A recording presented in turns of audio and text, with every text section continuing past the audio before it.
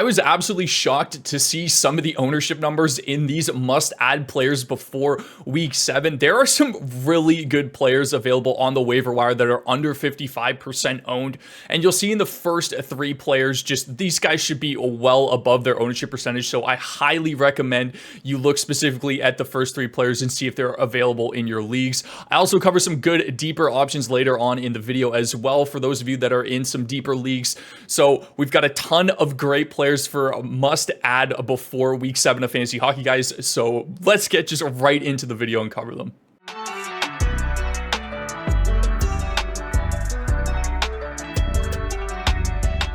Up first, we've got Pavel Buchnevich of the St. Louis Blues. This is one of 2 St. Louis Blues. You'll see the next one in a second here, but Buchnevich has 7 points in his last 5 games. This is a guy that's been constantly playing top 6 minutes in St. Louis, and his production has been very, very good over the course of the last couple seasons. He's line 1 at power play 1 right now, seeing over 90 minutes average time on ice in his last 5 games. His shots per 60 are up from 6.0 to 8.8, which is what we saw not last year, but the year before, where Buchnevich had around that 200 shot mark. He's over a point a game in the last 2 years as well. This is a player that should be well over the 54% ownership mark. And just given the fact that he has such good upside in terms of his production and his shot volume, I highly recommend, if he's available in your leagues, to pick him up now, because he is starting to get hot and that St. Louis team is starting to figure it out. The next one is Robert Thomas, 13 points in his last 10 games. The Blues have awoken, guys. Like the top 2 lines are starting to click now in St. Louis. They had a little bit of a slow start. Thomas is also line 1 and power play 1, playing with Buchnevich. 1957 average time on ice this year. He's playing around 20 minutes. His shots per 60 are up from 4.5 to 6.4, which is great because Thomas is not really known as a high volume shooter. He kind of is in like the lower to middle tier range when it comes to shot volume. He's hovered around a point a game in the last 2 years. So if you guys need any type of production increase, specifically assists and power play points, I highly recommend adding Robert Thomas. Like I said, the Blues have really figured it out in the last couple games. They're starting to get hot in terms of their forwards being able to put the puck in the back of the net. So I highly recommend picking up one of the St. Louis Blues on this list if they're available. At 53% owned, I know he's not available in every single league, but if this guy's available, please make sure you add him. Somebody that I was absolutely shocked to see is below even the 60% ownership mark is Zach Werenski. I don't understand why he's below 50% owned. I know he had a slight injury early on in the season and only kept him out for a couple games, but he's got 10 points in 15 games so far this season, guys. Werenski is pair 1 and power play 1. He plays a ton of minutes, as you can see, 23:58 average time on ice, almost 24 minutes average time on ice.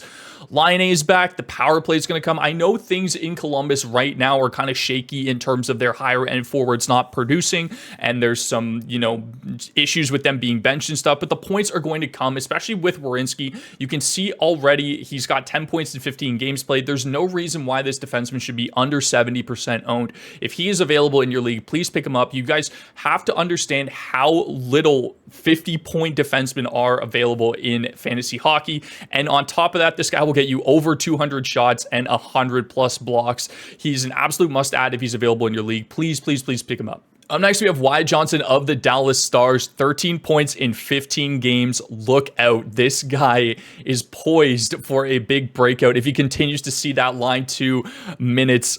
Average time on ice, 17 minutes exactly. I get he's on power play 2, which isn't ideal, but just Dallas's roster is so stacked. I wouldn't be surprised if they ended up trying him on power play 1 at some points, but again, like a lot of that is just habit from last year, and Johnson was kind of just stuck on the second power play last year. The shots per 60 are up from 7.6 to 8.2, and I know that's not a huge increase, and it's not definitely something that it's like, oh, it's a wow stat, but it does show us that Johnson is consistent in terms of his shot volume based off of what we saw last year, which is good information to know, especially in a sophomore year. Both of Dallas's power plays are starting to click, so again, I know they kind of struggled early on. There were some questions about Heiskanen, J-Rob. Everything's going to work out, guys. This is an elite power play. It just needed a little bit of time to figure it out, including the second unit is very good as well, and I really anticipate another 30-goal year incoming. We talked about it in preseason with some of the videos. He was a deep league sleeper, just somebody that could outright get you 30 goals on the year, just that you could get outside of draft. Like, you could pick him up off waiver wire after your guys' draft.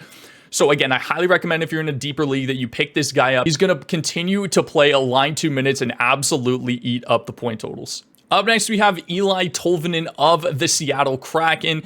26% owned. I anticipate this is going to jump a lot based off of the schedule that he had this week being so ideal, and the fact that, you know, he's seen a great bump in production in his last 10 games. He's got 9 points. He's playing line 2-3, and the reason why I have line 2-3 is because of the way that Seattle deploy their forward lines. A lot of the time, they just play whichever line is going for that night, and he does see around similar minutes as those two middle six lines. Not quite as much as the top line where you have Matty Beniers on the playing around like 20 minutes a night, and then you've got Jared McCann playing 20 minutes a night. So he's definitely in that middle six in terms of his 5-on-5 time. But the positive is he is on power play 1. He's got 38 shots, 32 hits, and 24 blocks. That's not a typo, guys. 24 blocks on the year already for Tolvanen. Tolvanen is an absolute stud in bangers leagues that counts hits and blocks. You get a good shot volume as well too. It's reminiscent of what Owen Tippett was last year, where obviously, the shot volume is not the same with Tolvanen as Tippett, but at the same time, he's getting a ton of hits. He's getting a ton of blocks.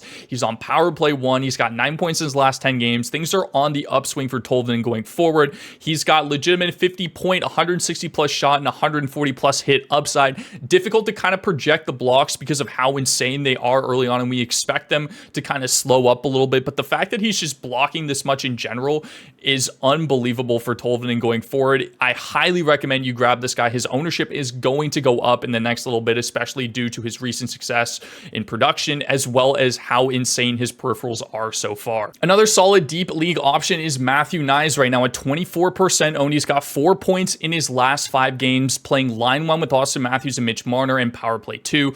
This is where we thought Knies was going to end up at the beginning of the year. We're starting to see a little bit of upside playing line 1. The peripherals are starting to come along as well too. His hit volume is pretty decent. His shot volume is still kind of low, but if he's alongside Matthews and Marner and continuing to get production, we can deal with the fact that the shot volume isn't the best. If he's still chipping in offensively, I think he's got great value in 12-plus team leagues. Like I said, he still has some upside playing on that line 1, so don't count him out just yet. And the hit volume is nice, honestly, if you guys count that in your leagues as well. I think just with Knies, like I said, if he continues to stay on line 1 and produce, he's a great deeper league option. I think he's good value in 12-plus team leagues. So I highly recommend grabbing Knies if he's available and you need a depth forward, somebody that chips in offensively and still gets you some peripherals. If you told me that I would have Petr Mrazek as a must-add player at any point during the fantasy hockey season, I would say you're absolutely crazy. At 27% owned, Mrazek is 3-2 in his last 6 starts. He came in relief in one of those games, so that's why the record is only 3-2, and he's got a .915 save percentage across those 6 starts, .919 save percentage on the year, and a .286 goals against average so far this season. He is 9th in the National Hockey League in a goal saved above expected with a minimum of 7 starts.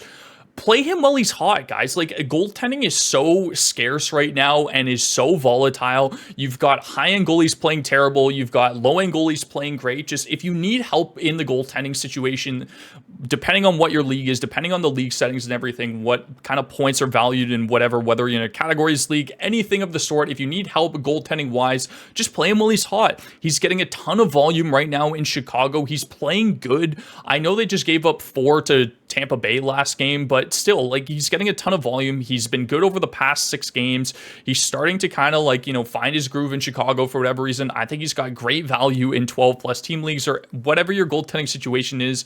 Maybe we'll look to start streaming him more as well too going forward. But again, just given the fact that goaltending is so bad right now, and a lot of it is just, like I said, volatile and unpredictable, and certain goalies aren't performing up to certain standards that we anticipated, and it's just the hardest position to predict by far. Play a guy while he's hot. Pick up Mrazek. Use him if you need some help goaltending wise. That is going to do it for this video, guys. Thank you so much for watching. Leave a like and hit that subscribe button. And before you go, I just want to get your guys' feedback on some of the visuals that you've seen in the slides that we've been putting in recently. Let me know if you guys like this format, if you want to see something changed, if you'd rather see the players better, if you'd rather see just more stats in general and not even include the picture. I just always want to get your guys' feedback on how we're doing so far in terms of our content. So if you guys could take a second and let me know visually how is everything in terms of that's being presented.